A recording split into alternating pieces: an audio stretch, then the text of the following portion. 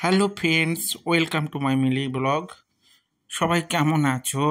আমার কিন্তু কালকে শরীরটা খুব খারাপ ছিল, তো তাই কালকে ভিডিও দিতে পারিনি।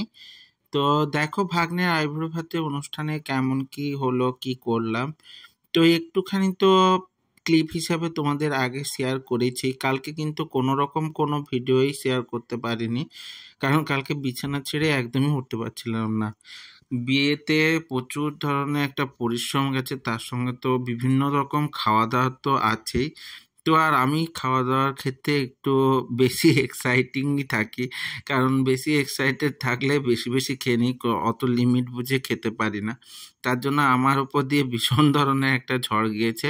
ভীষণই অসুস্থ ছিলাম কালকে, একদম বিছানা ছেড়ে উঠতে পারিনি, তাই কোনো রকম কোনো ভিডিওই পোস্ট করা হয়নি, আর তোমাদের সঙ্গে কোনো রকম কথাবার্তাও বলা হয়নি।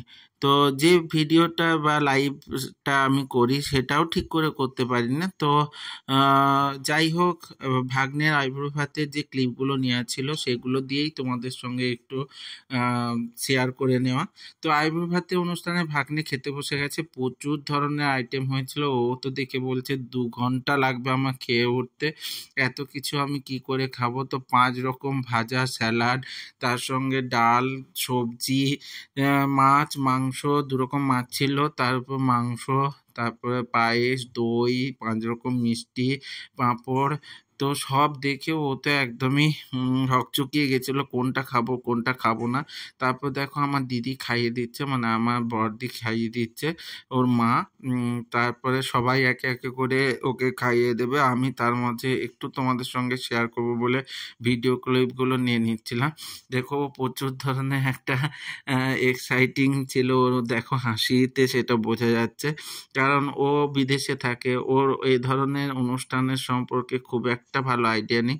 তো ও যতক্ষণ না খাচ্ছে ততক্ষণ কারোরই খাওয়া হচ্ছে না, সবাই টেবিলের মধ্যে বসে গেছে কিন্তু কাউকে খেতে দেওয়া হয়নি। এটা হচ্ছে আমার বড় ভাগনা, তো বড় ভাগনা ওকে খাইয়ে দিচ্ছে। ও তখন বললো শুধু পায়েস খাইয়ে দিয়ে আর কিছু খাওয়াস না।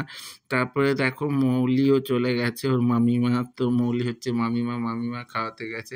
ওর জন্য একটা টি শার্ট নিয়ে গেছিলাম, সেটা ওকে দিয়ে দিয়েছি। দিয়ে মৌলি ওকে খাইয়ে দেবে।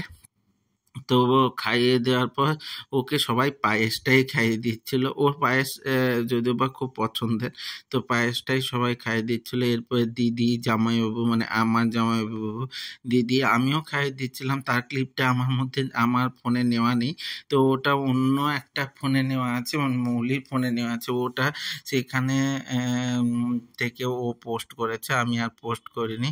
তো দিদিকে আবার বললো যে ফটো তোলা হয়নি, আর একটু খাইয়ে দাও কিছু, তার জন্য খাইয়ে দিচ্ছে। এই দেখো আমার জামাইবাবুও চলে এসছে, মানে ওর বাবা ওকে খাইয়ে দিচ্ছে, যদিও বা জামাইবাবুর শরীরটা খুব একটা ভালো নেই। তো জামাইবাবু তার মধ্যেই মনটা জামাইবাবুর প্রচুর ছুটছে, তো সেই জন্য চালিয়ে যাচ্ছে। তারপর এই দেখো আমার দিদিও খাইয়ে দিচ্ছে।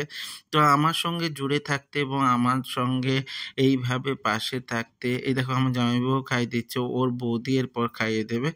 অবশ্যই লাইক, কমেন্ট, শেয়ার করে দিও, এবং যদি ইউটিউব থেকে দেখো অবশ্যই সাবস্ক্রাইব করে দিও। আমার সাথে থেকো, সঙ্গে থেকো। আর কি কি ধরনের আপডেট দিলে তোমরা আরও বেশি খুশি হবে সেগুলো আমার সঙ্গে জানিও।